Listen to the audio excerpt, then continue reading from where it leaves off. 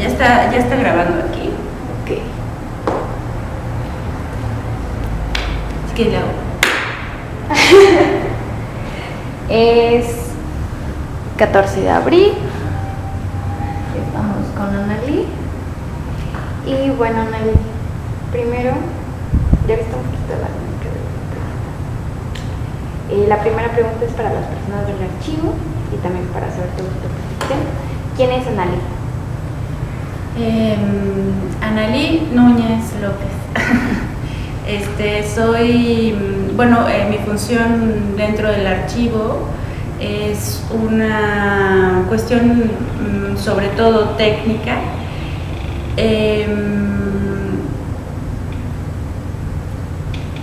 Pero en realidad quisiera hablar como de la inquietud que había tenido, ya tenía bastante tiempo. Yo en este momento soy encargada del Centro Queretano de la Imagen y por toda mi formación profesional y las intenciones que he tenido en este tiempo, pues trabajar con patrimonio documental para la memoria, ¿no? de la sociedad y en general y de la cultura en particular, a partir de la imagen fotográfica específicamente. Tenía como muchísima inquietud en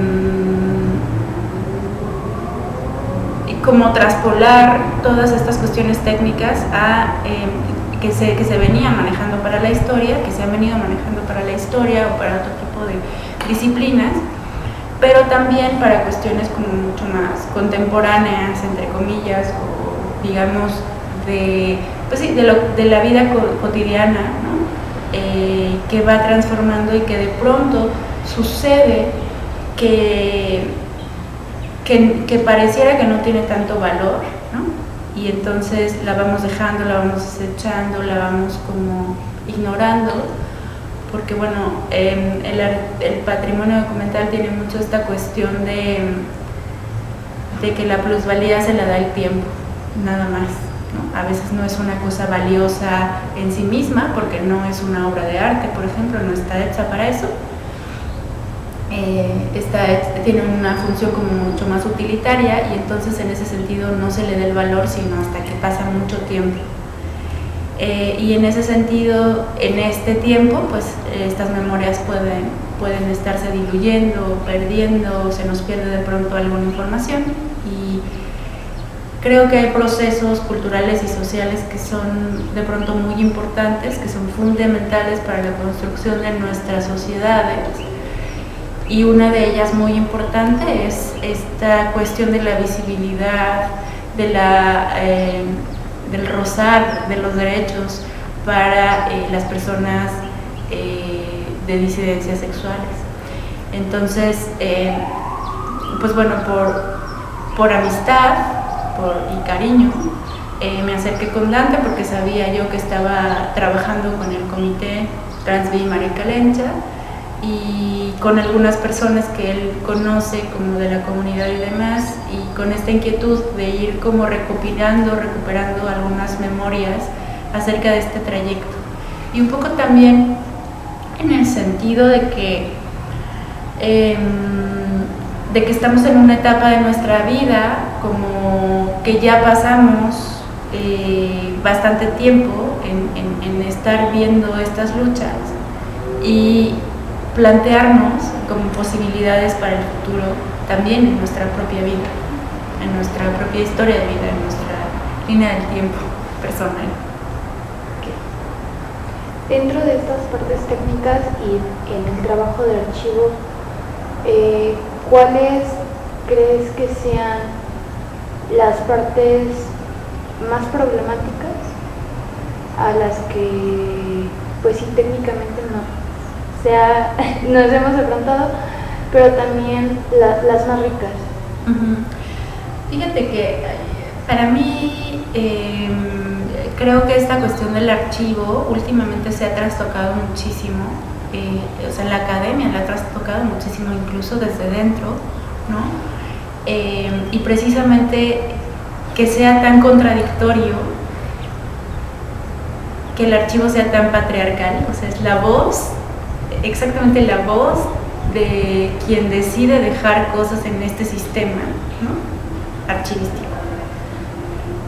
Evidentemente, las instituciones, o sea, ¿no?, estas cosas grandes o estas cosas pesadas que de pronto las sociedades les imponen demasiado poder, les infunden demasiado poder, y ellos son realmente los que establecen no solo las formas, sino los fondos, ¿no? Y entonces, creo que no necesariamente yo diría que es problemático, sino que es como muy interesante cómo las otras formas de resguardo de la memoria, esto que estamos haciendo hoy, y puede ser porque es cotidiano, porque es de nuestro pasado inmediato también, pero pues claro, el tema también atraviesa como otro tipo de cuestiones que no tienen que ver con estos sistemas tan patriarcales en los que se ha establecido el archivo, ¿no?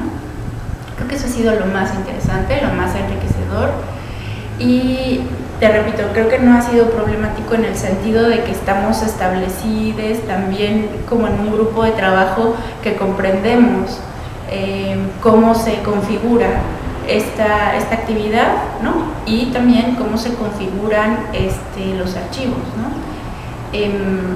Pero por supuesto que puede ser muy problemático, por ejemplo, establecer algunos metadatos con lenguaje inclusivo o este tipo de cuestiones. Creo que puede ser complicado. La otra cuestión complicada que puede ser, por supuesto, es lo público y lo privado, las cuestiones como más sensibles, como más profundas, digamos, de cada una de las personas que participen del archivo. Podría como trastocar, ¿no?, los sistemas del archivo, algunas cuestiones que son meramente personales, miedos, cosas bien sensibles, ¿no? Pero también en ese sentido creo que ha sido enriquecedor como identificar cuáles son estas problemáticas que pueden trascender a las personas, como también preguntarnos todo el tiempo qué de nuestra propia historia queremos que llegue al futuro, ¿no?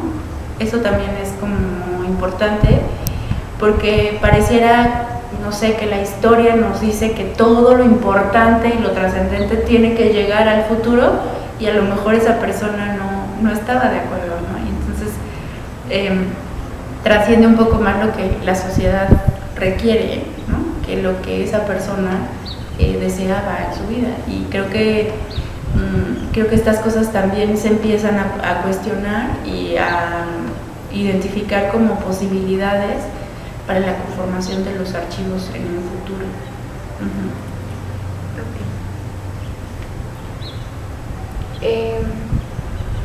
Hablando tal vez de términos locales, ¿qué impacto crees que va a tener el archivo dentro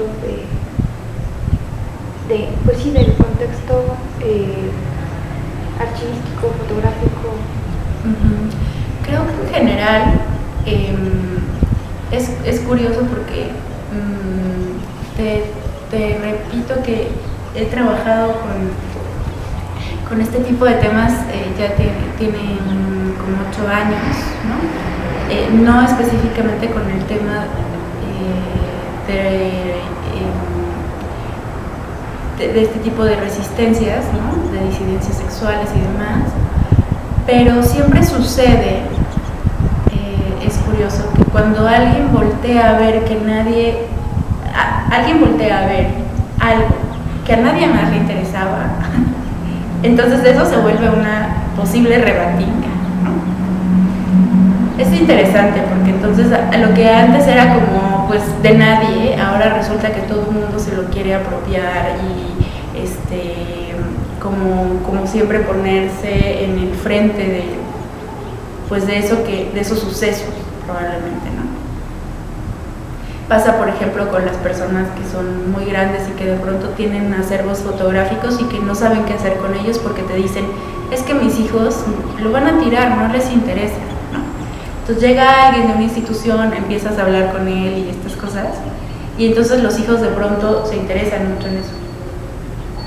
Eso es bueno y malo, por supuesto, ¿no? Bueno en el sentido de que se puede comenzar a dar un diálogo para comprender algo acerca de esta valía.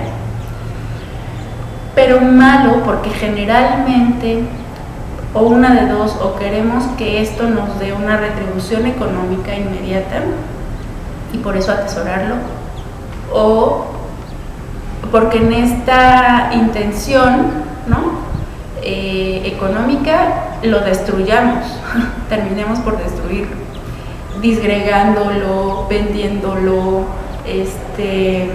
no sé, incluso en la posibilidad de decir, a ver, espérame, ¿qué hay ahí? Y no, empezar a sacar cosas que a lo mejor no son del todo cómodas, ¿no?, para la historia.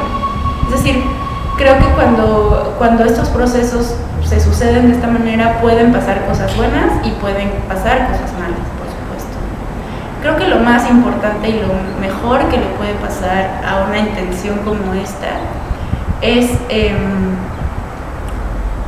que se sumen otras voces, que se sumen otros intereses y que se sumen otras realidades para el archivo, ¿no? Y por supuesto otras historias. Este archivo está conformado como por mucha historia personal que llegó a lo social y a lo político, y no al revés. Entonces es muy interesante que las personas, que creo que es como el primer canal al que podemos impactar, se den cuenta de que su historia personal es valiosa. Creo que eso es como lo que a mí más me gustaría que se pudiera seguir rescatando en el archivo.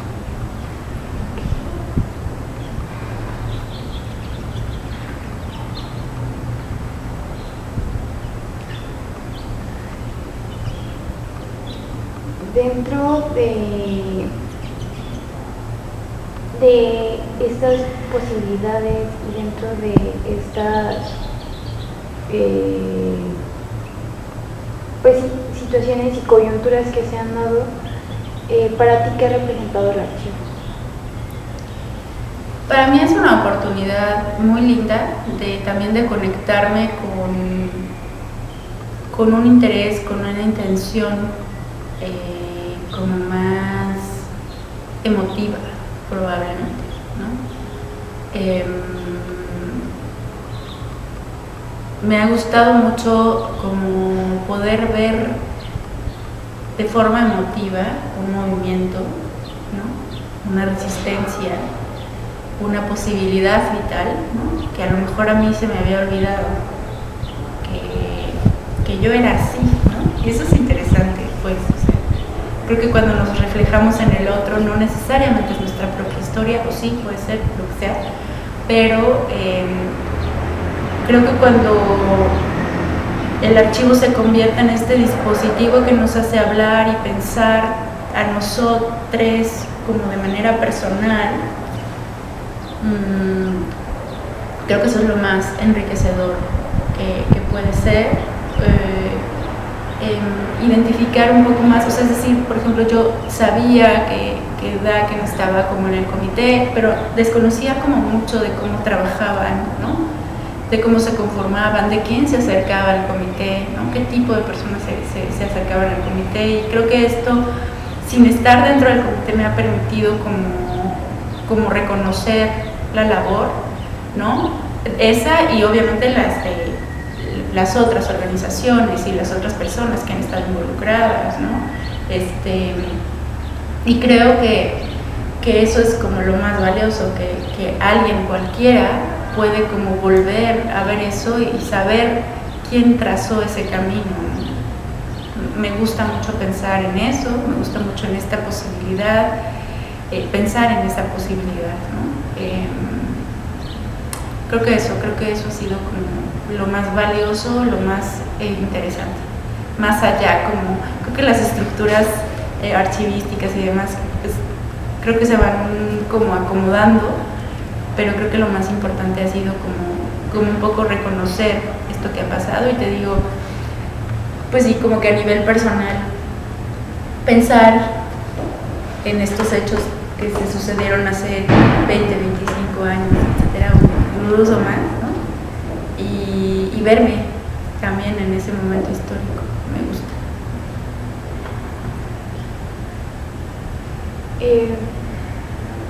Ayer nos acompañabas en esta entrevista y ahorita dices, ¿no? O sea, cómo es reconocerte también dentro de ese proceso, pero por ejemplo ayer eran pues 2 personas pues jóvenes, ¿no? O sea, y hubo un momento en donde pues platicando hasta tú ya dices, ay, yo me apropié de la entrevista, ¿no? O sea, en ese momento también, ¿qué implicó para María?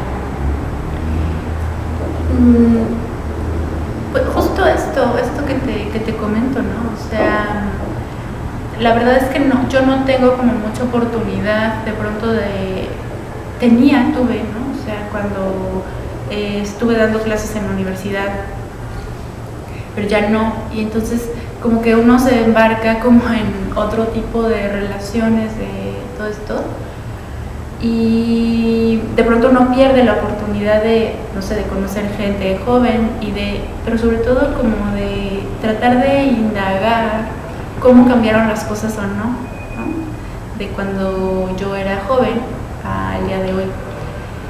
Y, o sea, sí, como con un poco de pesar lo debo decir, que me parece que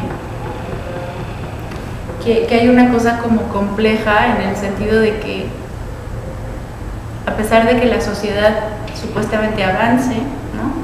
Como que los procesos personales siempre trascienden a todo ello, y entonces cuando llegamos a la juventud, no sé, a la adolescencia, y somos todavía partes de, no sé, hijos de familia, etcétera, todavía sentimos como un lastre, ¿no? Que no nos permite ser libres, que no nos permite identificarnos de la forma en la que queremos, ¿no? Y demás. Creo que han cambiado cosas. Me gusta pensar, por ejemplo, que yo, que tengo 40 años, me manejo y me muevo de una forma distinta. Por ejemplo, en ese momento que estaba dando clases, que me muevo de una forma distinta a cómo se movían mis maestros cuando yo tenía 20, 18 años, ¿no? Y debo decir que no es gracias a mí o a mi generación, sino a la generación de jóvenes, ¿no? A esta generación que nos dice, por favor, pregúntame con qué pronombre quiero que te dirijas a mí, o sea, ¿sabes?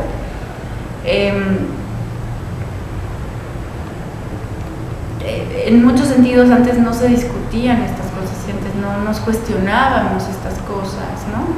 O sea, yo de verdad creo que, y lo hemos comentado con Dante, ¿no? Yo lo conozco desde éramos muy jovencitos, y entonces me parece que cuando volvemos atrás, hemos como dicho, eso no estaba bien, no lo hicimos bien, no estuvo bien, esto pasó, no nos dimos cuenta, ¿sabes?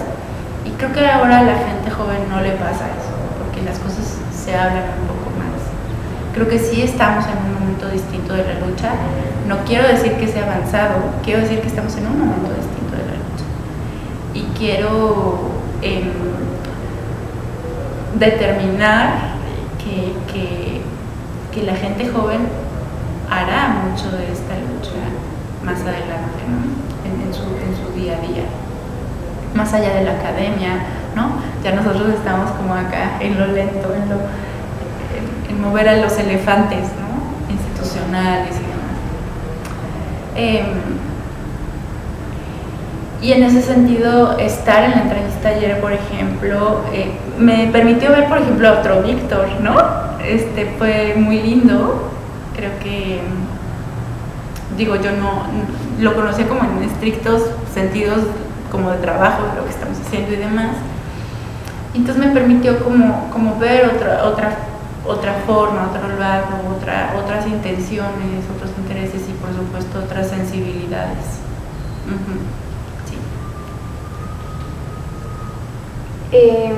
Ahorita que decías que a su generación, ¿no? les ha tocado desde otros lados y que están tratando ahorita de mover a elefantes, ¿cómo pinta el panorama cultural del Estado dentro de estos temas? Pinta mal, pinta, o sea, de nuevo hay como partes, hay dos partes. En el elefante pinta mal, o sea, dentro de la institución pinta mal. ¿Por qué? Porque no hemos logrado mover, es decir, porque la estructura ya está dada, ¿no? O sea, hay un gobernador que impone a sus secretarios, o sea, hay secretarias, es decir, no son personajes ni siquiera que sean de elección popular, o sea, ni siquiera tenemos acceso a eso, ¿no? Y en ese sentido también pues no se les exige como si fueran funcionarios de elección popular. Y bueno, los partidos políticos en general y en particular el partido político que ha privado en nuestro estado y en nuestra ciudad, pues es muy estricto, digamos, en sus casi protocolariamente en lo que van a apoyar y en lo que no van a apoyar, ¿no? Entonces, en ese sentido, creo que no, o sea, la moneda está echada y creo que no hay como nada, o no hay mucho que hacer, porque definitivamente tendríamos que decirle a la secretaria que en muchos sentidos está equivocada, es decir, afrontarla en lo personal, en sus ideas particulares, ¿no? Y eso yo creo que no es del interés de nadie, en realidad, ni de ella misma. Pero, obviamente hay otras cosas. O sea, la cultura es obviamente, se mueve, se gesta, se produce y se disiente en otros lugares, ¿no? Por supuesto. Yo misma, o sea, en el Centro Queretano de la Imagen, si me preguntas, nunca me dan dinero, pero tampoco nunca me están chingando, ¿no? De alguna manera tengo un poco de agenda libre, ¿no? O sea, hemos puesto y hecho ejercicios, ¿no? Que probablemente si la secretaria se enterara no le parecería muy bien, pero no tenemos por qué preguntar, no tenemos por qué, ¿sabes? En esta política, no política cultural que se ejerce, pues nos da libertad para algunas otras cosas, ¿no? Que probablemente no sean tan del agrado de las cabezas. Pero de nuevo, creo que lo que se podría mover dentro de lo cultural está en los gestores, en los artistas, por supuesto, ¿no? Y mucho fuera de la cultura, mucho en nuestra vida cotidiana, en lo que las personas quieren ser, ¿no? Y quieren expresar.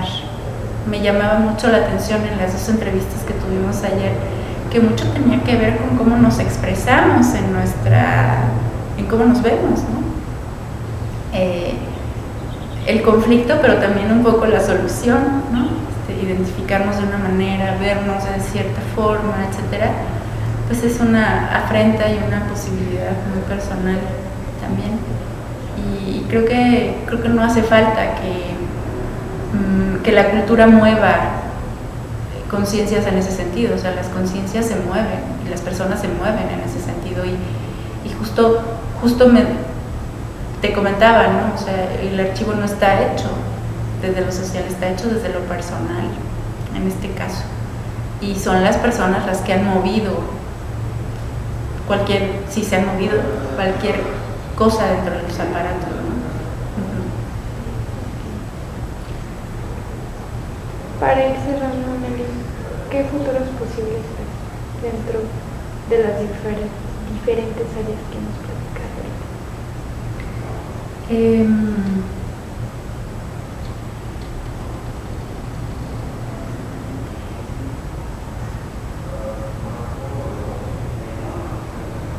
La conciencia, creo. Si lo traspolo como de nuevo a esta cuestión personal, ¿no? A lo que a mí lo que yo percibo, por ejemplo, de este trabajo, en una cuestión personal estoy en un punto de mi vida también en el que lo único que deseo es conciencia, ¿no?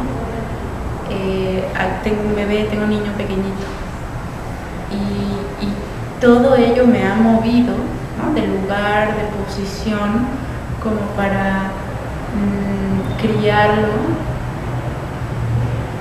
de una forma más consciente. Mi futuro posible es él. Mi futuro posible es que en él albergue esta potencia humana, ¿no? Para que él pueda respetar a los demás, que él pueda amar, sentirse amado, etcétera, ¿no? Siempre es una cosa como muy dicotómica porque en esta intención también me ha amargado un poco, ¿no?